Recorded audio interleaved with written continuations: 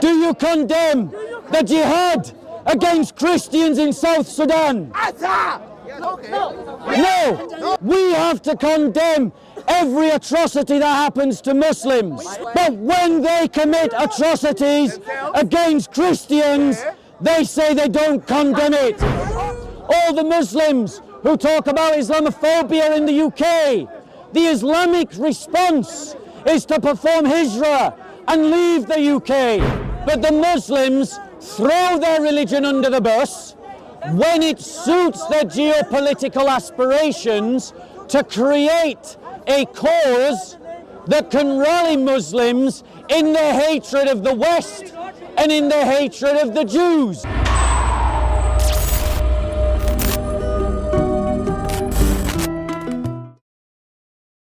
Today, I want to do a presentation, and I want to talk about Palestine, Israel, and the church. We've got a situation that has occurred repeatedly over the years and will continue again and again with regards to Palestine and Israel. He's all right. If he wants to make gangster signs, he can make gangster signs. We can both do it. You know, west side, east side, boom, boom. So, yeah, so we've got to talk about Palestine and Israel. And very often, the discussion around Palestine and Israel breaks down into you're either all about Palestine and everything that Israel says is wrong, or you're all about Israel and everything that Palestine says is wrong. And this intractable conflict is going to continue. And the reason why it's going to continue is because the world is unwilling to think about this issue in a different way. And I want to present to you what that different way is. And that is to assume that both the Palestinians and Israel are making legitimate arguments. Try to think about the tension and this conflict by actually asserting that both sides, to some degree, are actually telling the truth. And as you begin to think in this way, you begin to navigate the complications and the issues in a different way. Let me give an example. That Israel claims that the Jews claim that the land of Israel is theirs, it's given to them by God. I believe that to be true. They do. And even the Quran says that Allah gave that land to the Jews. It's in the Quran. It's in the Bible. However, it's also true to say that by the time that the modern state of Israel was founded, there was another population that lived there, the Palestinians. And it's also fair to say that those Palestinians, many of them, ended up losing their homes. But why did they lose their homes? Because it is true what Israel says, that when the surrounding Arab nations decided to declare war against Israel, they said to the indigenous Muslim population, come this way, leave your homes, come this way behind the line of conflict, and when we defeat Israel, you can return. So this disaster that has impacted the Palestinian people was inflicted upon them by the intolerant, supremacist, and willful desire of the surrounding Arab nations to destroy Israel at the time. It is true to say that Israel is harming the Palestinian people through the blockades that Israel is putting up. But it is also true to say that the reason why those blockades are in place is because without them, there is a security issue being faced by the Jewish people, that they are being targeted by Palestinian terrorists. There is a reason why Palestinians in Gaza are being bombed by Israel and not Palestinians living in the West Bank. And that reason is that terrorist networks are firing missiles from Gaza, but they are not firing missiles from the West Bank. And so it is Hamas that is responsible for the bombings of Gaza. But it is also true to say that those bombings hurt civilians. But it is also true to say that Israel goes to great lengths to try and spare civilian casualties, even so far as calling up the buildings that it bombs to tell them that bombs are coming. And if people don't leave the building, they actually fire a missile without a warhead to shake the building, to force people out of the building before they fire missiles that level the building. The world has fallen into the folly of saying that one side is right and the other is wrong. The world needs to approach this struggle between Israel and the Palestinian people by accepting that all sides are making legitimate argument and trying to navigate the issue by accepting the legitimate arguments made by both sides. Now, it is an interesting thing, ladies and gentlemen, that according to Islamic beliefs, if you are a Muslim who is living in a land in which you are being persecuted, the prophetic Mohammedan response to that persecution is to emigrate, to leave, to perform hijrah. So the question arises, rather than encouraging Muslims to perform hijrah and to leave Palestine, why do the Muslim societies put pressure on the Palestinians to stay in lands where they are persecuted? That isn't the Islamic response. The Islamic response is to perform hijrah and to go to a place where Muslims are safe, which in this case would be Jordan, a state that is already 50% Palestinian. That is actually what Muslims in Palestine should be doing. They should be acting like Muslims and going on hijrah to Jordan. But the Muslims throw their religion under the bus when it suits their geopolitical aspirations to create a cause that can rally Muslims in their hatred of the West and in their hatred of the Jews, which they have done recently across the world. Across the world, we have seen protests that have stated Palestine will be free from the river to the sea. That is calling for the destruction of the Jewish state and the expulsion of 6 million Jews, if not more, from the Middle East. It is calling for the destruction of a Jewish homeland. Now, why do Muslims carry out or seek to carry out this kind of ethnic and religious cleansing? It is because their prophet himself is recorded in their reliable texts, their Sahih hadiths, calling for the cleansing of the Arabian Peninsula of every Jew and every Christian. That is what Muhammad called for in Sahih hadiths. Now, why do the Muslims have the barefaced cheek to condemn Israel on the grounds of ethnic cleansing when their own prophet called for the religious cleansing of Saudi Arabia? Do the Muslims not see that when you condemn Israel for ethnic cleansing, you are condemning your prophet who tried and called for the same thing? And it wasn't even Muhammad that managed to carry out this command. It was the Caliph Umar who expelled the Jews from the Arabian Peninsula and the Christians from the Arabian Peninsula. There were Christians in Najaf. There were Christians in the valley of the Khyber. And Umar, following the prophetic command, expelled those Christians and Jews.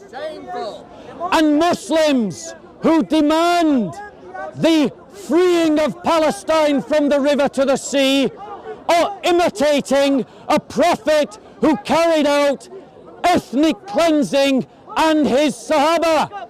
And when Muslims condemn Israel for carrying out ethnic cleansing, they are condemning their prophet and Umar, the Sahaba of the prophet.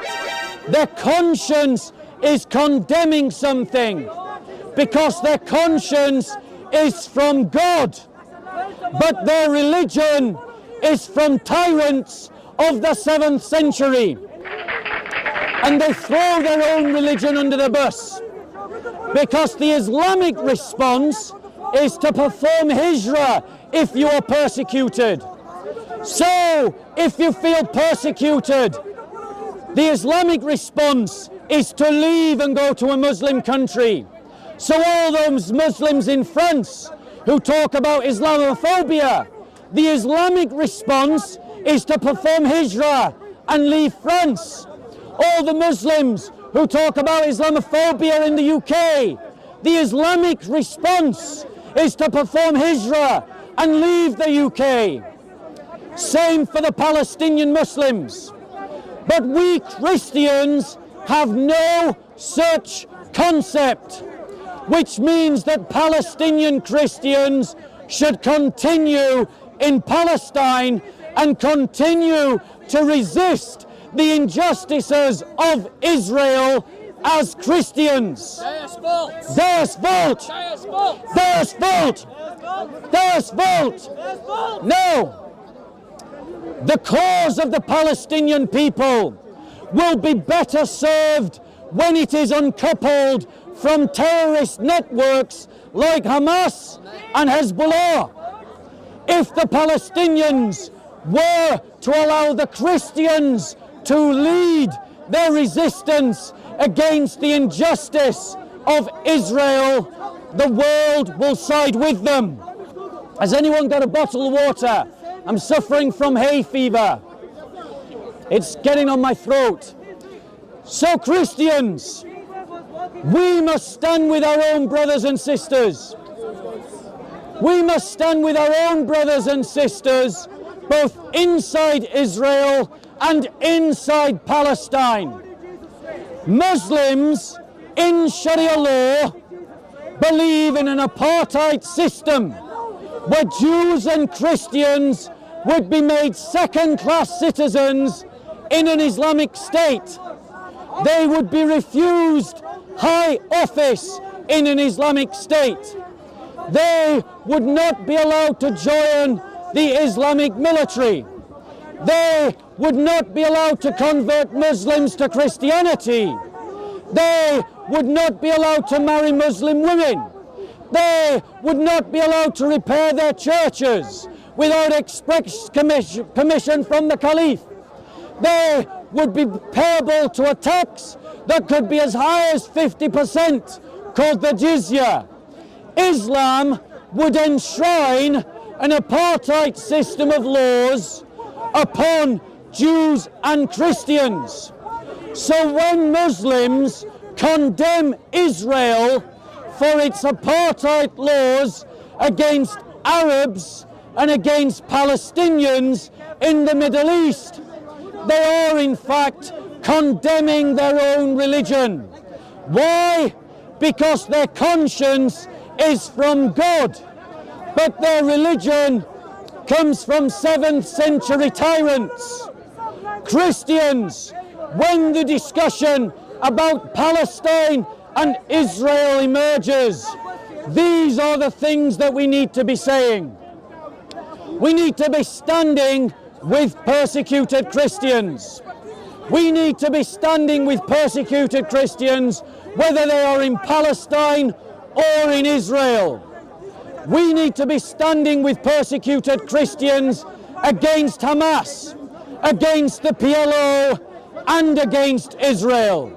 We need to be exposing the hypocrisy of the Islamic narrative that condemns Israel for apartheid whilst preaching apartheid against Christians and Jews. We need to expose the Islamic teaching against Israel for its ethnic cleansing when Muhammad called for the ethnic cleansing of the Arabian Peninsula, and where the Sahaba carried out that ethnic cleansing against Jews and Christians. Any questions?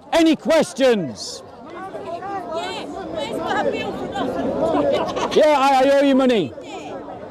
Any questions? How you doing, young man? I need water. Really dying. Any questions going once? Any questions going twice?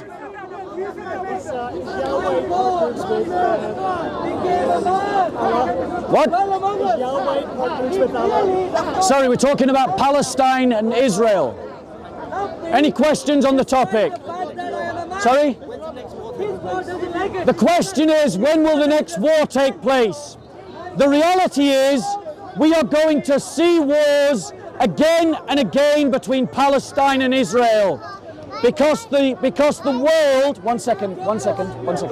because the world cannot resolve this issue.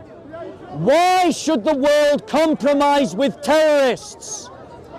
If you legitimize the support of terrorism, as we have done in the UK, where we allow support for Hamas, you will make it easy for Muslims to support terrorist networks in the UK. Be in no mistake, the pro-Palestine protests had within them a vile, disgusting, backward anti-Semitism. They were not just protests against Israel's actions, they were protests against Israel's right to exist and against Jews. Jews were attacked in those protests. Jews in the UK were targeted by those protests. They were anti-Semitic protests. When Muslims chanted that remember Judan, remember Jews, the Kaaba, that the army of Muhammad is coming, they are talking about the ethnic cleansing of the Jewish people from the Arabian Peninsula. Shameful. And they are talking about the practice of Muhammad and the Sahaba. You should not shrug your shoulders at that kind of anti-Semitism. It is no mistake that within the last 6 years we saw the first anti-Semitic pogrom in Europe since the time of the Nazis, and it happened in France by Muslims attacking Jews for being Jewish. And we are all turning a blind eye to it. No, we should support the Christians of the Middle East, and I'll explain why. Because when we create the conditions by which the lowest community in both Palestine and Israel are treated as equal citizens in Palestine and Israel, everyone will benefit. You start from the lowest group, you raise them to the equality of the highest group, and then everyone will be equal. I will tell you. Brilliant question. What's the question, Bob? The question is, who has the power to change this? I'll tell you. Inside of Israel, it is the Jewish people that have the power to elevate the plight of Christians and Muslims to equality with Jews. But inside Gaza and inside the West Bank, where Palestinian Christians are treated as second-class citizens by Palestinian Muslims, it is the power of the Palestinian Muslims to elevate those Christians to the level of equality. Will never happen. And until the Muslims are willing to treat Christians as equal citizens in Gaza and the West Bank, they have no moral platform to criticize Israel for its own practices of inequality. Christian Palestinians, how many Muslim Palestinians died in comparison? I feel like you're picking out the minimum point and blowing it up. The reality is there's much more Palestinian Muslims dying under the rule of Israel. And I want to. She says I'm picking up. She says that more Muslims die than Christians in Palestine. She said that. It's all right, I'll give my answer to everyone else. Okay. And she made it out that I'm identifying the suffering of Christians as if somehow that is wrong. Thank you. It's not wrong. Let me finish my point, sister. I listened to you. Let me finish my point. So, in terms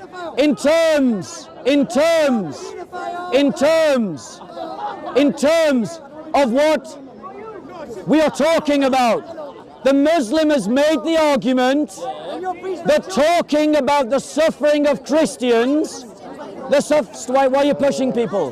Why are you pushing people? He can stand in front of you. Yeah, he can stand in front of you. I can stand right here as well. Yeah, you can stand there. I can stand in front of you. Yeah, you can't push anyone. You can't push anyone. Now notice how the Muslims behave. Notice how the Muslims behave. This kind of thug Islam. This kind of thug Islam. You are a pedophile. No. You are a rapist. He calls me a paedophile and a rapist. But which prophet married a 6-year-old child and had sex with her when she was 9? He knows. Which prophet? He knows. Muhammad. No one, he said. Muhammad. No one. Muhammad did. The hadiths of Islam say that Muhammad picked a child, a 6-year-old child, to marry her and had sex with her when she was 9. The hadiths of Islam say that Muhammad married a Jewish girl within 3 nights of her father and her husband being killed. That's in the hadiths that are sahih. Now tell me, he has to go and look at his hadith. Now tell me, which woman on earth would want to have sex with the man that was responsible for the death of her father and the death of her husband within 3 nights? No. Returning to my point.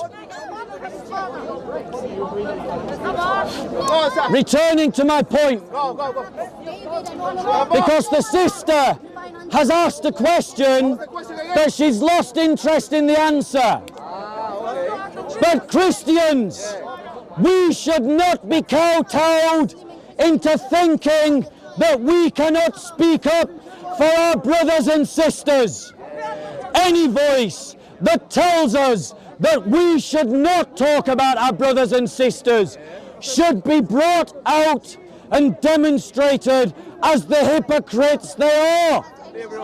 Because no community would accept that rule being applied to themselves. So, if they tell you, well, you should speak about the Muslims and you should speak about the Jews, reply to them. No one is speaking for the Christians, and that is why I do. In Palestine. No one is speaking for the Christians. Palestine. In Palestine No one. or anywhere No else. way. So do not be cowed. Do not be silenced. Speak up for our brothers and sisters. Point out the hypocrisies of Islam, of Muslims, of pro-Palestinians. About Christian, but No, not he talk don't, about he don't. Muslims. No, Why no, you talk Sami. about what happened to the Muslims? Sami, in is he your lying, camera? Sami? No, I want to talk to him But is he about lying? Aisha. Is he lying? Yeah, he's lying. Why? I want to talk to him about Aisha. About the age of Aisha. Okay, ask him, ask him. No, like your dad No. and your mother. You want to talk about that? You want to debate that? Can you have a talk? Are you in? Are you capable of having a conversation? Are you capable of having a conversation? Have a conversation. Do you condemn the actions of your Palestinian children? Yes. No, you don't. You support them. So this is how blind What did he say? this is how blind Islamic hatred meets you. What did he say? This brother asked if we condemn the deaths of children in Palestine, and this brother, a Christian, said yes. But the Muslim is so filled with hatred against the Christian, he simply turned around and said, no, you don't. So we say, yes, we do, but their Christophobia means that they can't hear us. But to the Muslims, do you condemn? Oh, he's walking away. But do they condemn? He knows.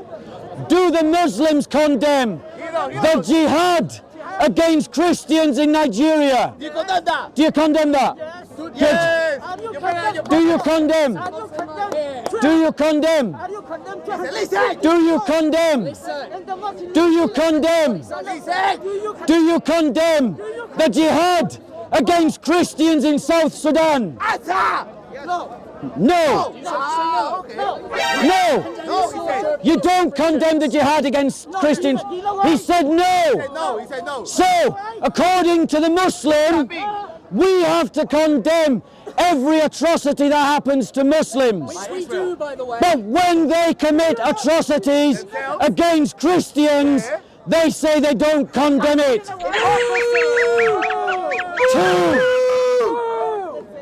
2 million Christians died in South Sudan because of an Islamic jihad that happened for 18 years. Same mentality. Black Christian children were taken as slaves. Black Christian women were raped. But he doesn't condemn it. He does not condemn it. This is a Muslim in London that does not condemn the murder of 2 million people. He does not condemn the slavery of children. He does not condemn the rape of women. Ladies and gentlemen, open your eyes. This is not right-wing propaganda. It's not liberal propaganda. He's not an actor. He's a Muslim. And he was asked, does he condemn the jihad in South Sudan? And he says no.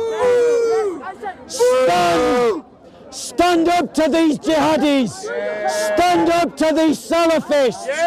Stop being cowed by the liberal media into thinking that you cannot oppose this jihadi scum, this jihadi trash, this Salafist filth.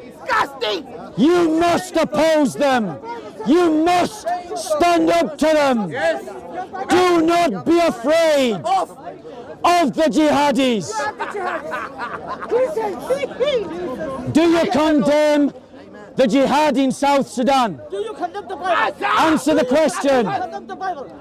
No. Do you condemn the Bible? Do you condemn? The children are the Muslims. Okay, just so you can all hear his answer again. All right. He asked me, do I condemn the Bible?